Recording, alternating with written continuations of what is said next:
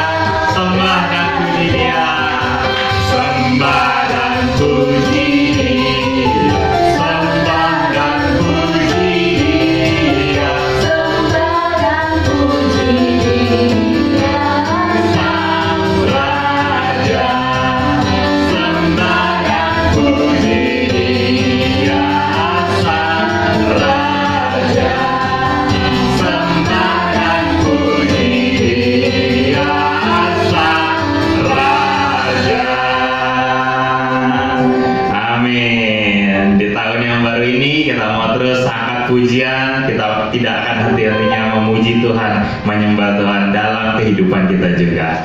Mari kita nyatakan sukacita surga.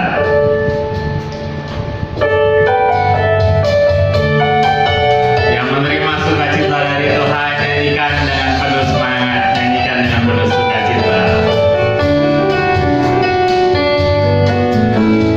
Terima sukacita surga, itulah kekuatan bagi jiwa. Ku dapat rasakan kasih-Nya di tengah badai yang bergelora.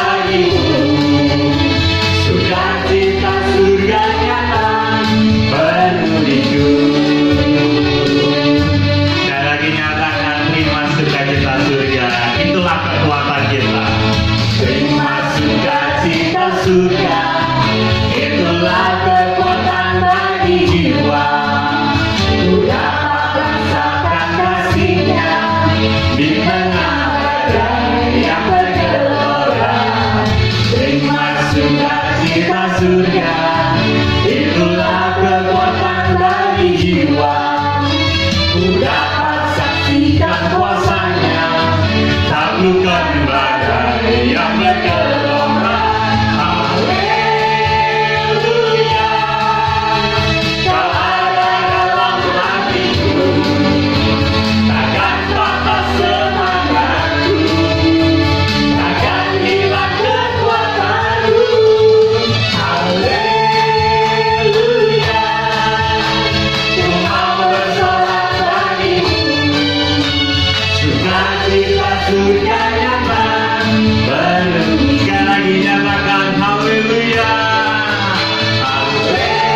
Haleluya, Kau ada dalam hatiku. Terima kasih Tuhan untuk sukacitamu, untuk kekuatan darimu. Haleluya, ku mau bersorak bagimu, sukacita surga nyata penuhiku. Sukacita surga nyata, sukacita surga nyata, sukacita surga nyata, sukacita surga nyata penuhiku. Amin. Sukacita dari Tuhan memenuhi setiap kita, memenuhi keluarga kita juga. Mari kita mau terus nyatakan pujian kita untuk selamanya, sampai selamanya. Kami mau mendengar perkataan-Mu, kami mau melakukan firman Tuhan.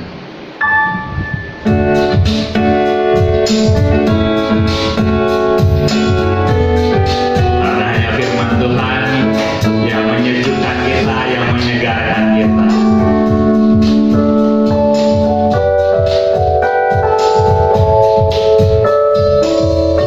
Bagaikan air sirami tanah gersang, rasa sejuk menyegarkan.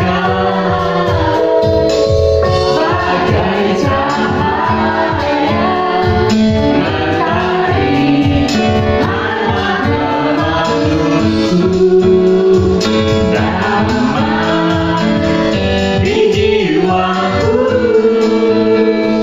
lembut indah tutur kata-Mu. Langit jalanku, menghibur hatiku, memberi pengharapan untuk selamanya, sampai selamanya. Perkataanmu bertumbuh di hatiku, siang dan malam selalu ku renungkan. Janji-Mu yang indah, ku berjalan di dalamnya. Sekali lagi kita nyatakan bagaikan air yang menyirami tanah gersang. Bagaikan air sirami tanah gersang, rasa sejuk menyegarkan. Bagai cahaya matahari hangat memelukku, damai di jiwaku, lembut indah tutur kata-Mu.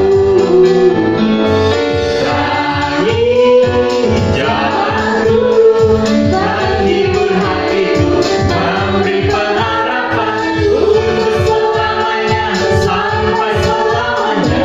Perkataanmu bertumbuh di hatiku, siang dan malam selalu ku renungkan. Janji-Mu yang indah, ku berjalan untuk selamanya, sampai selamanya.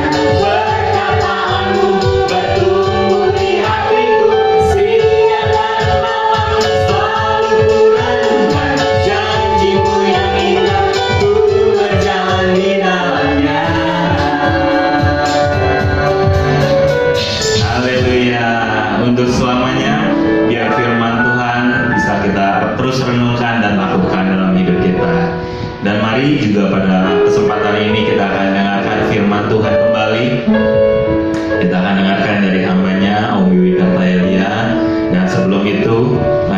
siapkan hati kita dan kita angkat satu lagu lagi sebelum kita masuk ke firman Tuhan. Kita nyatakan lewat lagu ini, kami mau tetap setia Tuhan. Kami yang sudah menerima sukacitamu, kami yang mau terus komit untuk memuji dan menyembah-Mu, kami juga mau komit untuk tetap setia sampai akhir hidup kami.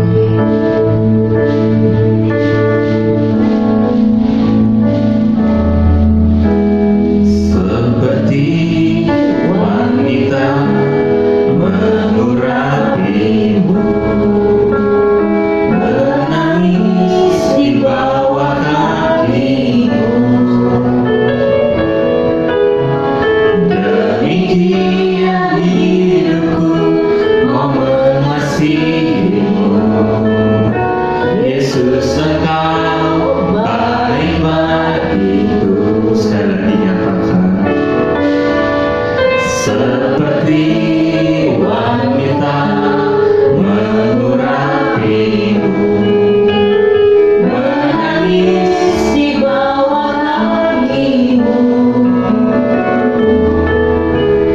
demikian hidupku mau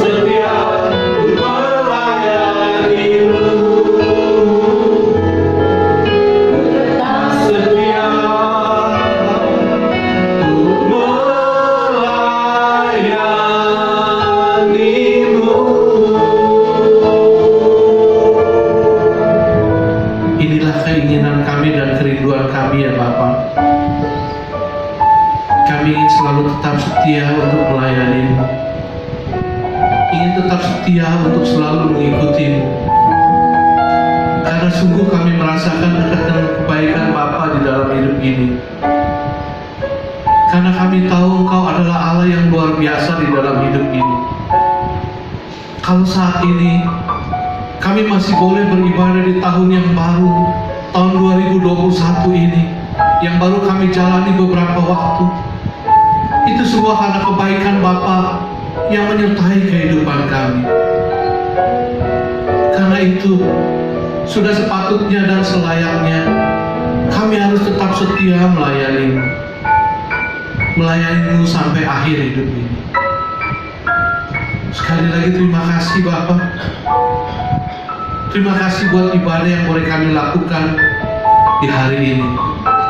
Sekalipun ibadah yang kami lakukan ini adalah ibadah online, karena keadaan dunia yang masih tidak menentu ini, tapi kami percaya Tuhan hadir di mana kami ada. Kuasa Tuhan ada di mana kami ada. Kehadiran-Mu tidak pernah bisa dibatasi oleh ruang, oleh waktu, oleh apapun juga di dalam dunia ini. Engkau adalah Allah yang omnipresent, Allah yang selalu ada bagi kami. Sekali lagi terima kasih buat kebaikan-Mu Bapa. Saat ini kami ingin mendengarkan kebenaran firman-Mu.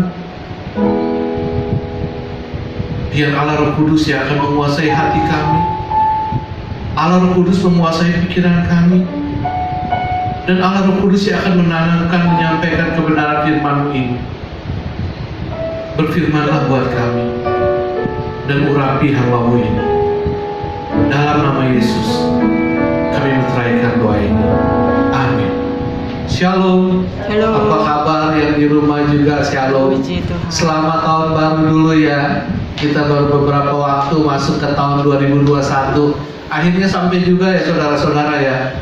Gimana rasanya tahun 2021? Belum tahu. Biasanya kalau ditanya gimana perasaan kita memasuki tahun-tahun yang baru, ada yang suka bilang wah enak, rasanya lebih lain ya. Padahal mah rasanya sama-sama aja ya. Orang-orang bilang kebanyakan biasanya sama-sama aja Pak, biasanya sama-sama aja. Oh susahnya nggak pernah hilang. Kita bukan kayak komputer. Kalau kita bisa kayak komputer enak ya. Begitu masuk tahun kita pencet, kayak pencet reset gitu. Itu yang namanya susah, yang namanya utang, yang namanya sedih, namanya apa yang duka-duka, semuanya hilang, nol lagi. Enak, kita mulai hidup baru gitu. Tapi ini kan enggak. Tetap aja walaupun masuk tahun baru, tahun 2021, tetap aja itu yang ngintil di belakang, yang kemarin yang nyusahin tetap ngikutin kita. Tapi tetap yakin, tetap optimis. Kita punya Tuhan yang luar biasa. Saudara, kita buka dulu kebenaran firman Tuhan dari Matius 1 ayatnya yang ke-23. Matius 1 ayat ke-23.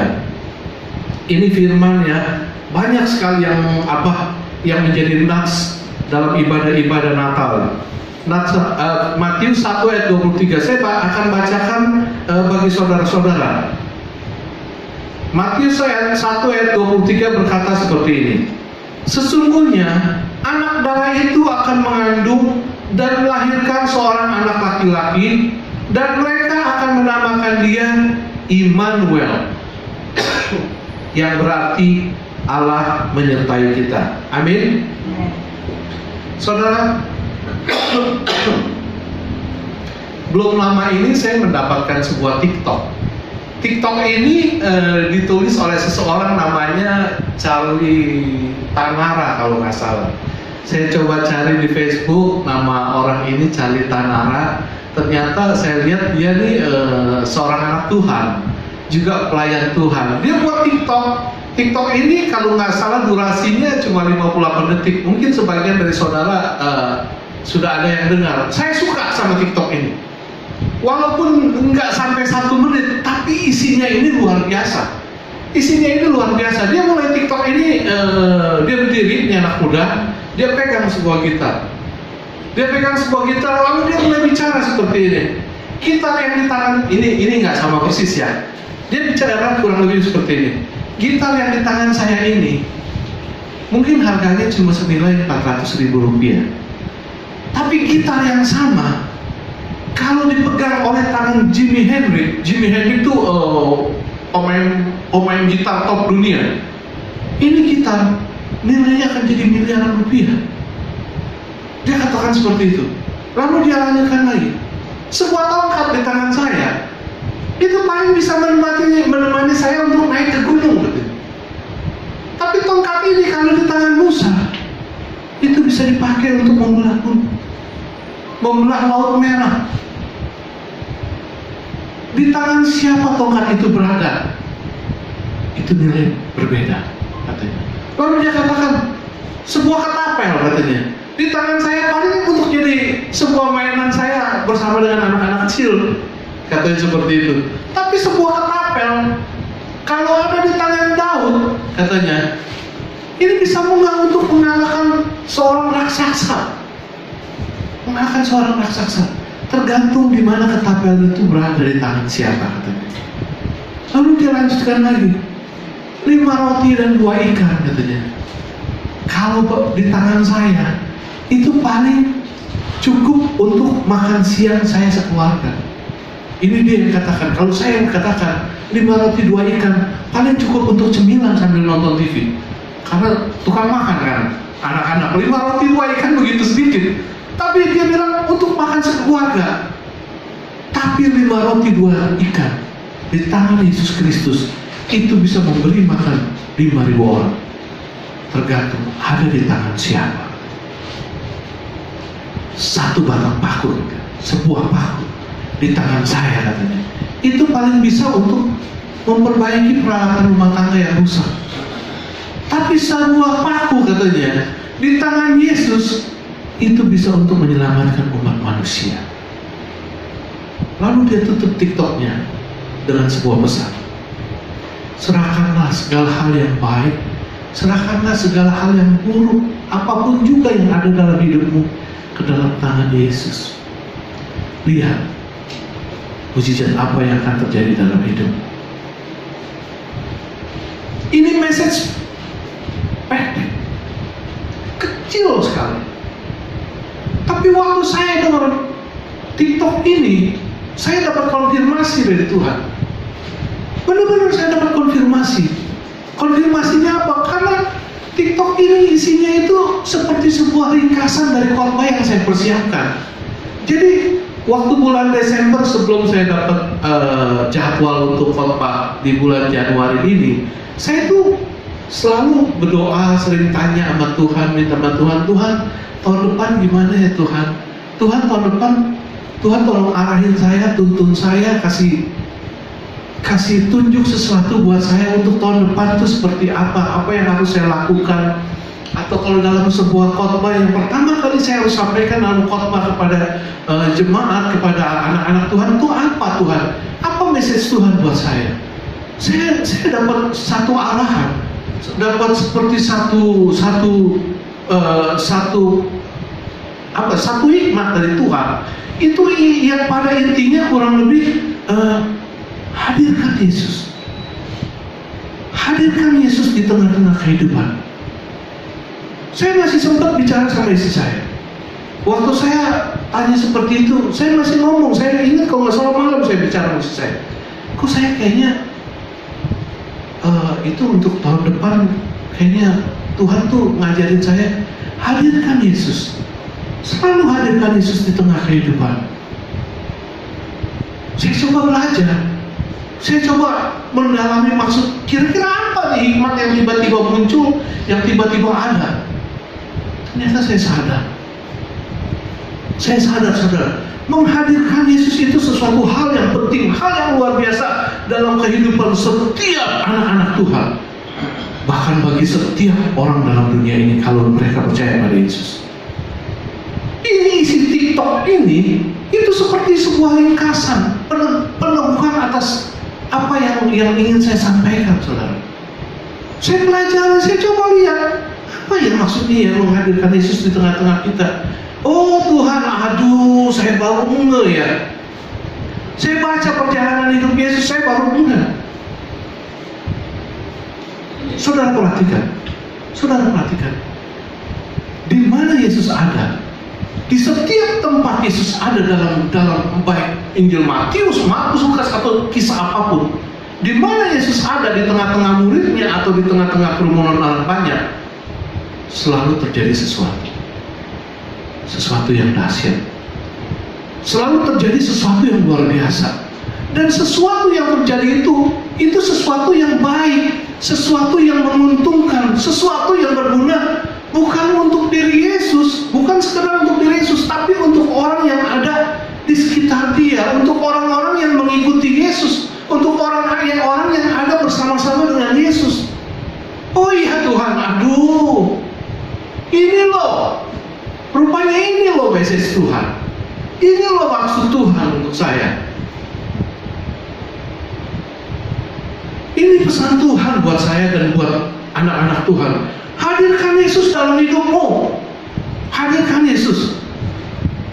Banyak hal yang akan terjadi dalam kehidupan kita kalau Yesus itu bersama dengan kita. Selalu kita sertakan dalam setiap langkah hidup kita, dalam setiap tarikan nafas, kalau boleh lebay-lebayan. Hadirkan Yesus. Karena apa? Karena banyak hal yang akan kita terima. Saya coba rangkum begitu banyak hal-hal perkara yang hadir, yang Yesus nyatakan dalam setiap hal Yesus yang ada. Ada dua hal utama yang pasti akan terjadi. Hal yang pertama, saudara, hal yang pasti akan terjadi yang akan kita terima ketika Yesus hadir bersama dengan kita, atau ketika Yesus hadir di tengah orang banyak saat itu, selalu ada kebenaran.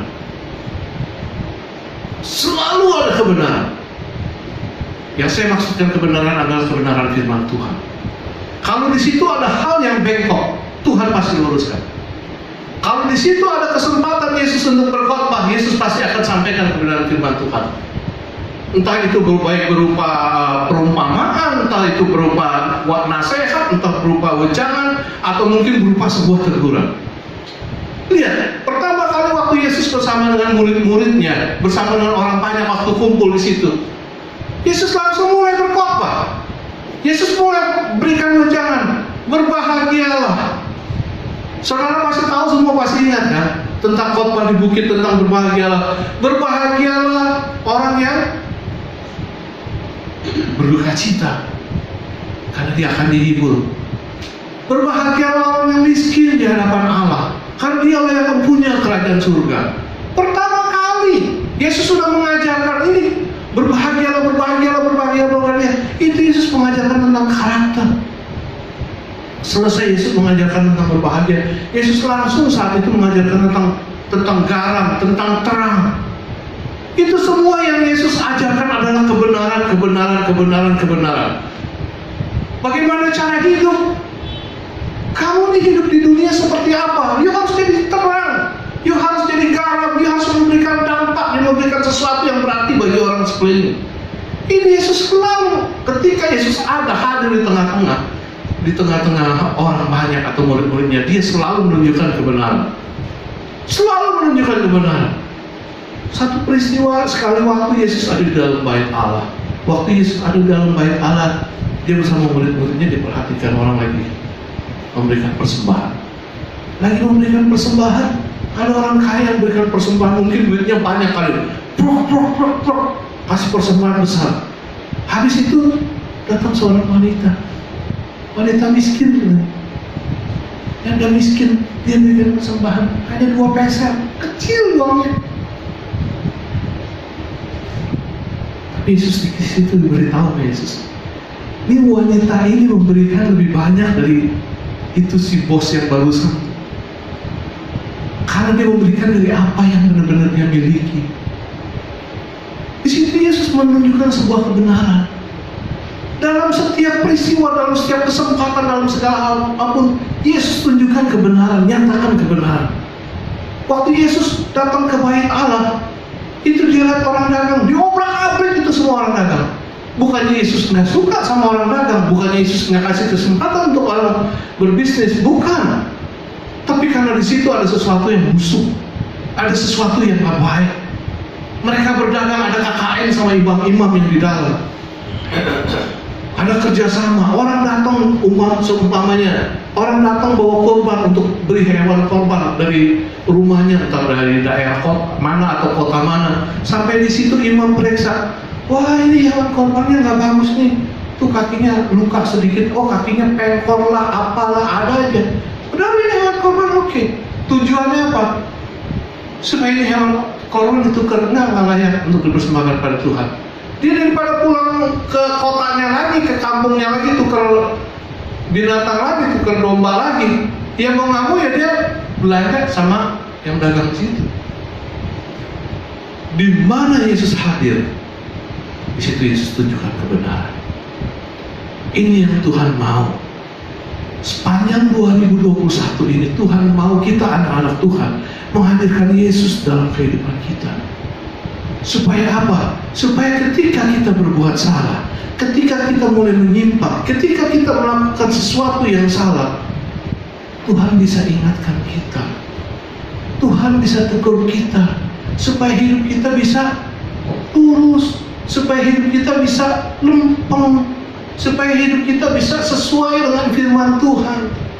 Kan ada firman yang mengatakan, aku menunjukkan kepadamu dua jalan pilihan, kau mau diberkati atau mau dikutuk. Kalau kau mau diberkati, ikutlah akan perintah-perintahku, ikuti akan kebenaran-kebenaranku. Tapi kalau kau menyimpang ke sono dan kemari, kalau kau melanggar perintah-perintahku, maka kutuk ini akan turun, akan turun, akan turun. Dan inilah Tuhan mau memberkati kita. Karena itu Tuhan mau supaya kita menyertakan Yesus selalu di dalam kehidupan kita. Itu nomor satu, saudara. Lalu nomor dua, apa yang akan terjadi ketika Yesus hadir di tengah-tengah kita? Sesuatu hal yang istimewa yang saya katakan pasti akan terjadi. Hal istimewa yang dimaksud apa? Ya, entah itu berupa pertolongan Tuhan, entah itu berupa jalan keluar dari Tuhan, entah itu berupa pembelaan dari Tuhan, bahkan entah itu berupa mujizat atau berkat-berkat yang melimpah dari Tuhan. Perhatikan, semua peristiwa-peristiwa mujizat yang luar biasa terjadi di situ ada Yesus. Kalau nggak ada Yesus, ada mujizat lah? Nggak ada. Tapi coba saudara teliti, setiap mujizat yang terjadi, setiap perkara istimewa yang terjadi, itu semua berbeda-beda. Penyebabnya berbeda, pemicu mujizat itu terjadi berbeda, unsur-unsurnya semua berbeda. Saya kasih contoh mujizat pertama yang Yesus buat. Mujizat pertama yang Yesus buat itu apa? Ya? Air jadi anggur. Perkawinan di Kana, air jadi anggur. Coba kita teliti sedikit. Waktu perkawinan di Kana, air jadi anggur itu kan sebuah perkawinan. Waktu itu tuan rumah mengadakan pesta. Dia punya anggur habis kan? Tuan rumahnya tahu nggak? Nggak tahu. Tuan rumahnya nggak tahu. Ingat, tuan rumahnya nggak tahu. Dalam satu pesta itu kalau yang namanya makanan habis atau minuman habis, sebelum tamu selesai, pesta selesai, jadi satu aib, jadi satu omongan, sesuatu yang bisa bikin malu keluarga, sama seperti apa yang terjadi di situ. Tapi lihat, waktu itu Yesus hadir di situ, Yesus ada di tengah-tengah mereka, dan Maria tahu akan hal ini. Maria beritahu kepada Yesus, Yesus, itu anggur minuman habis. Padahal saat itu Yesus belum waktunya untuk mulai berkarya. Tapi lihat apa yang Yesus buat. Yesus ubah air itu menjadi anggur. Yesus buat air jadi anggur. Ini artinya apa, saudara? Ini artinya kalau di situ Yesus hadir, kalau ada sesuatu yang ingin melimpah kita, entah itu satu mara bahaya, entah itu satu malapetaka, entah itu satu aib yang akan melimpah kita, sekalipun kita nggak tahu, sekalipun kita nggak menyadari, tapi Tuhan hadir di situ. Tuhan dapat menghalau lebih dahulu, Tuhan dapat membelokkan lebih dahulu, sehingga hal yang memalukan itu atau mara bahaya itu atau malapetaka itu tidak akan pernah sampai kepada kita. Ini hal yang simpel aja, yang sederhana yang bisa kita pikir. Coba kalau saat itu Yesus nggak hadir, nggak ada di situ, kira-kira mujizat itu terjadi nggak? Nggak bakal terjadi. Air nggak bakal jadi anggur, tapi air jadi air mungkin. Karena nggak terjadi apa-apa. Ini loh, ini air jadi anggur terjadi karena Yesus peduli, Yesus sayang, Yesus mengasihi sebuah keluarga.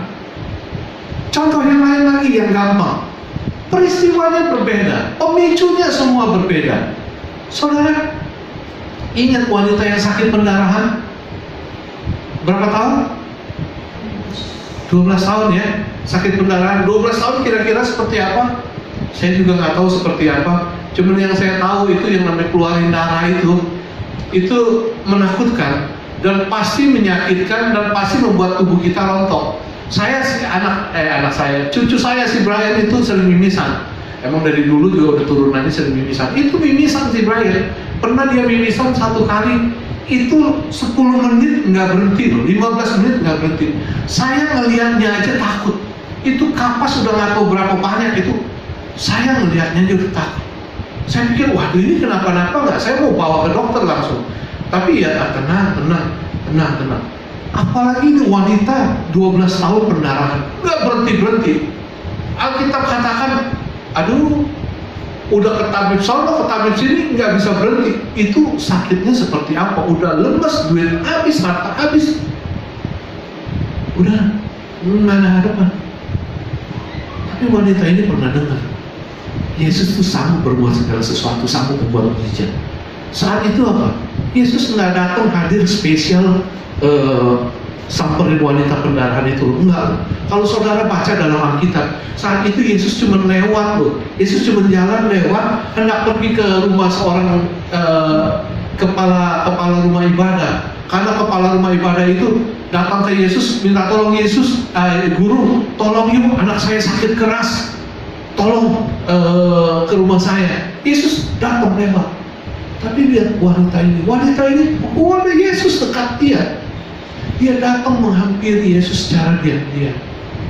Dia berkata dalam hatinya, aduh, kalau ku jamah aja jubah Yesus, aku pasti sembuh.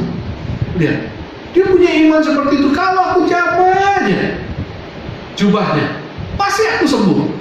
Dan benar, dia diam-diam dia samperin Yesus. Dia nggak jamah itu jubah seperti orang ngejamret begitu. Enggak, dia hanya jamah ujung jubahnya. Ujung jubah itu kayak saya nih, baju saya sini begini, ada kayak semacam berendang lah seperti itu. Ujungnya aja.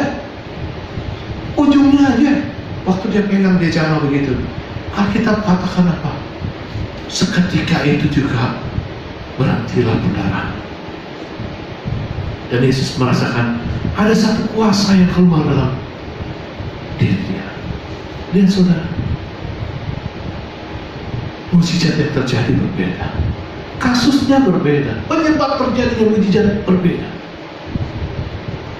tapi intinya tetap sama.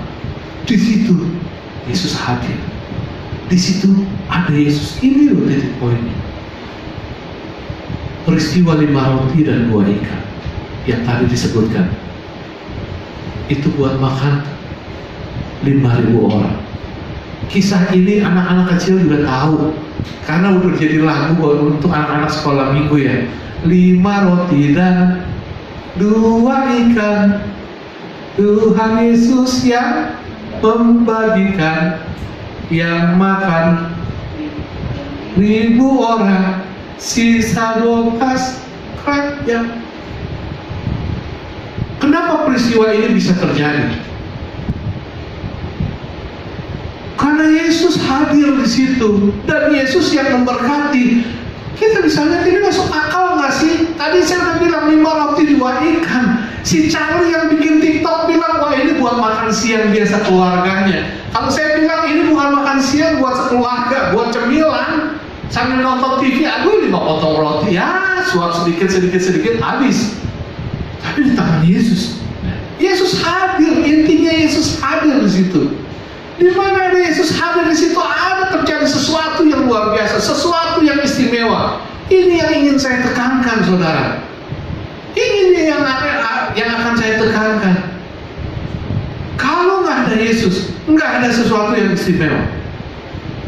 Nggak ada yang istimewa. Lihat, buktinya apa? Lihat, habis peristiwa 5 roti dan 2 ikan terjadi, ya itu sudah sore. Yesus kasih tahu sama anak murid-muridnya, ya udah kamu pergi ke seberang, aku akan ke bukit berdoa. murid Yesus itu pergi ke seberang naik perahu. Sampai tengah malam, itu murid-muridnya belum juga sampai ke seberang, ke tempat yang dia mau tuju. Bukan karena itu tempatnya jauh, bukan. Karena apa? Karena muridnya ini dihadang sama ombak dan angin sakal. Yesus lihat dari jauh. Ini muridnya bisa apa saat itu di tengah perahu? Dia nggak bisa maju tuh perahu, cuma beberapa mile aja. Tetap aja di tengah diombang-ambing. Saat itu tidak ada Yesus. Yesus nggak hadir di tengah-tengah mereka. Tapi lihat, Yesus lihat, oh murid-muridnya masih di seberang, masih di atas perahu. Dan Yesus datang, Yesus jalan di atas air. Dan singkat cerita, si Petrus pun sempat jalan di atas air walaupun hampir tenggelam. Dan waktu Yesus naik ke atas perahu, Yesus cuma berkata, diam dan tenanglah. Seketika itu juga aku jadi tenang. Saudara, di mana ada Yesus, di situ ada sesuatu istimewa terjadi. Sertakan Yesus sepanjang tahun 2021. Kita nggak tahu di depan apa yang akan terjadi, seperti Bib tadi katakan. Gimana waktu saya tanya gimana tahun 2021 keadaan apa rasanya gitu, belum tahu lah Om. Kita belum jalan ke depan, nggak tahu seperti apa. Dan ini realita, kita nggak tahu ke depan seperti apa. Sama seperti waktu kita mulai masuk tahun 2020. Oh, semua orang berpengharapan, aduh, tahun 2020 is better dari 2019, pasti lebih baik. Tapi kenyataannya begitu mulai masuk Maret, semua diobrak-abrik, semua dihancurin, semua tengkurap, semua nungging. Sampai akhir tahun 2019 sampai 2020 sampai Desember semua hancur. Bahkan tahun 2021 ini begitu kita masuk tahun 2021, kabar gembira, oh ada vaksin udah ditemukan, oh udah mulai mau di mana-mana udah mulai divaksin gitu. Pasti akan lebih baik. Saudara yakin 2021 pasti akan lebih baik? Yakin? Yakin nggak, Bin? Yang sini hadir, Bin. Kalau ada yang lain saya tanya. Kalau saya tanya yang di rumah nggak bisa jawab, nggak kedengeran. Yakin nggak? Semua masih question mark. Tapi kita tetap beriman tahun 2021 tetap pasti akan lebih baik karena kita bersama Yesus. Yakin nggak? Karena belum lama ini saya dapat informasi itu di Eropa, di Inggris itu semua di lockdown. Karena apa?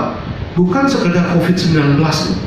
Saya nggak tahu berita ini benar apa enggak. Karena COVID-19 ini udah udah berkembang jadi satu virus yang lebih berbahaya lagi, yang lebih dahsyat, yang lebih berbahaya. Sampai penularannya lebih cepat dan lebih cepat orang meninggal gitu. Satu urusan belum selesai, udah ada yang baru. Vaksin baru mulai, baru mau disuntikan, udah timbul yang baru. Nggak tahu. Karena itu saudara, jalani tahun 2021. Hadirkan Yesus bersama dengan kita.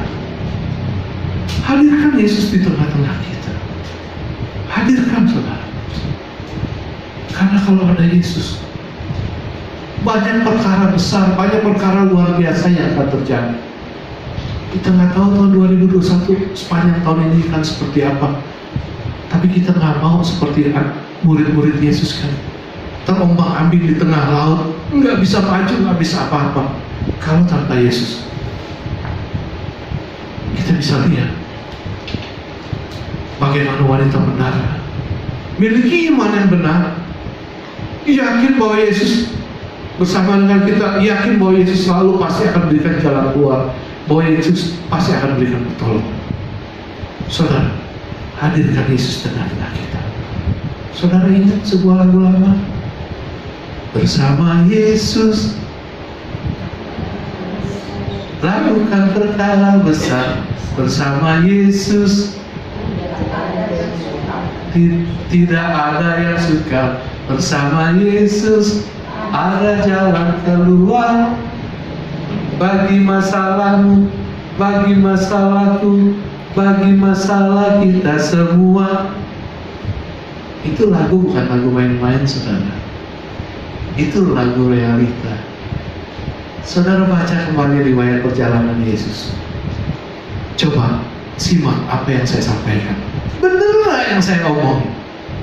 Saudara akan bangga memiliki Yesus, dan gak pernah salah kalau saudara mau menghadirkan Yesus di tengah-tengah kehidupan saudara, karena Dia adalah Allah Immanuel, Allah yang selalu menyertai kehidupan kita.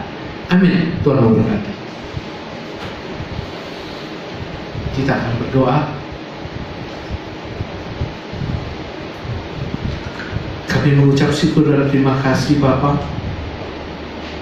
buat kebenaran firman yang boleh kami dengar pada hari ini. Ini adalah satu message dari Tuhan buat kami. Kami tahu Yesus adalah Allah Immanuel di dalam kehidupan ini. Kami tahu kerinduan hati-Mu adalah ingin selalu menyertai anak-anak-Mu. Dimanapun kami berada, Tuhan rindu ingin selalu menyertai kami.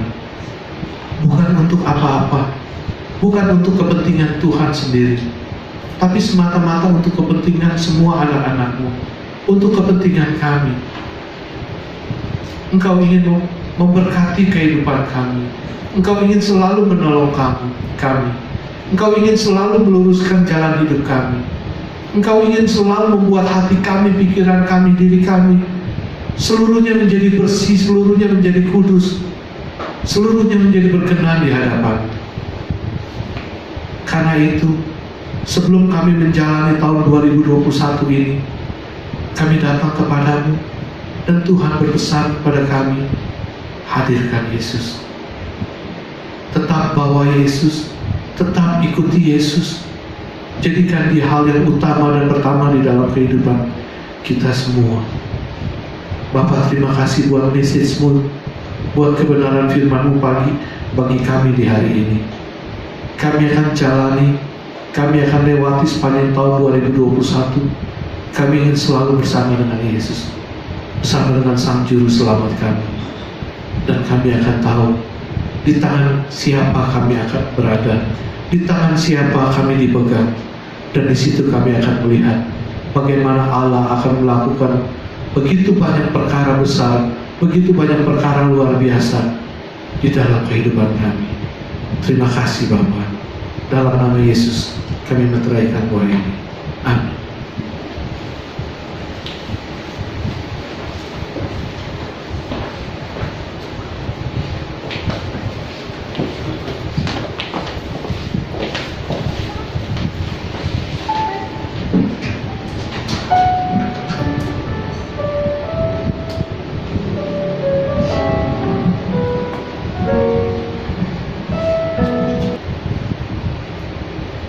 Ya, puji Tuhan, kita sudah dengar firman Tuhan dari hamba-Nya, Wiwi Kata, dan mari kita lakukan juga dalam hidup kita. Kita terus hadirkan Yesus dalam hidup kita, terutama khususnya di tahun 2021 ini.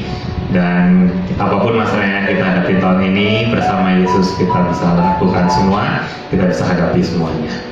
Oke, dan untuk jemaat yang ingin memberikan persembahan bisa langsung transfer ke rekening yang ada di layar sini. Dan sebelum kita doa syafaat, nanti akan dipimpin oleh Diakon Dilumin. Kita angkat pujian kita yang terakhir. Sekali lagi kita mau nyatakan sampai akhir kita menutup mata, kita tetap setia, dan setelah itu saya serahkan kepada Diakon Dilumin untuk doa syafaat. Setia,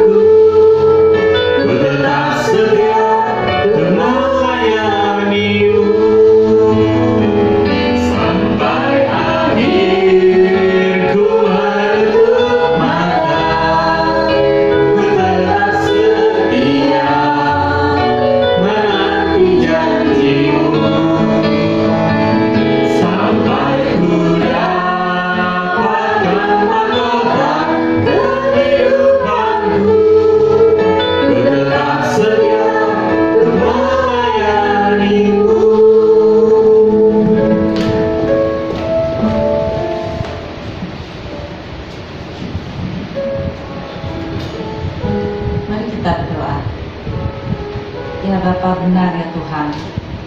Kami ingin sampai kami menutup mata, sampai kami mengakhiri hidup kami menantikan janji-Mu.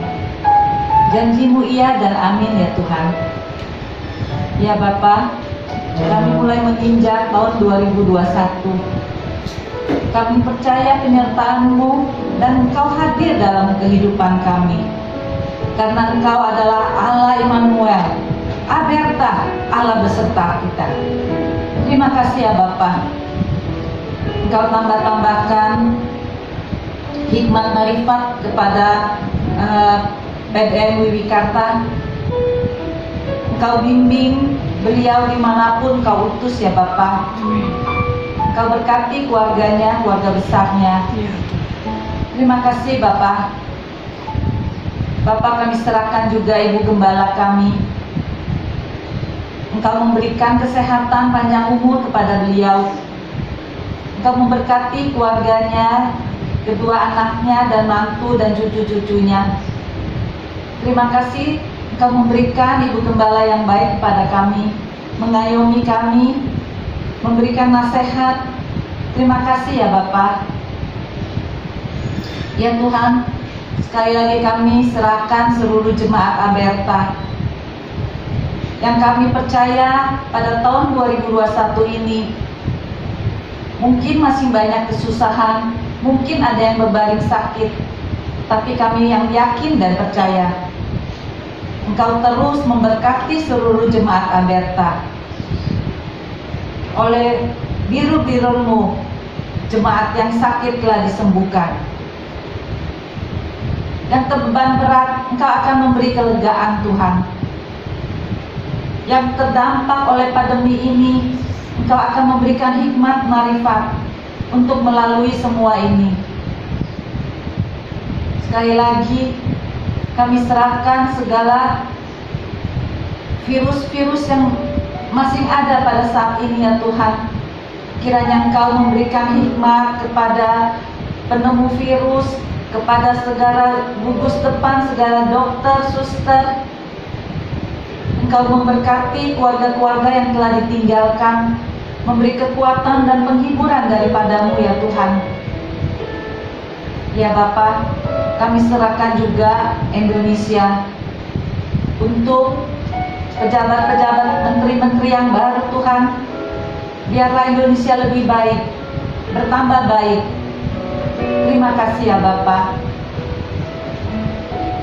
Sekali lagi kami menyerahkan seluruh kehidupan kami untuk penyertaan Engkau. Engkau hadir di dalam kehidupan kami. Terima kasih Bapa. Kami landaskan doa kami ini hanya di dalam satu nama Tuhan Yesus, Juru Selamat kami yang hidup. Untuk doa berkat. Kekasih-kekasih Kristus yang diberkati Tuhan, pulanglah dan terimalah berkat Tuhan. Turunlah kiranya atas saudara-saudara semua kasih, karunia, dan damai sejahtera dari Allah Bapa, pengampunan dan kasih sayang dari Tuhan Yesus Kristus, penghiburan, penyertaan, bahkan pimpinannya dalam kuasa Roh Kudus memimpin kita sekalian, mulai saat ini sampai Maranatha Yesus datang yang kedua kali. Di dalam nama Tuhan Yesus kami berdoa bersyukur. Haleluya. Amin. Terima kasih Yesusku.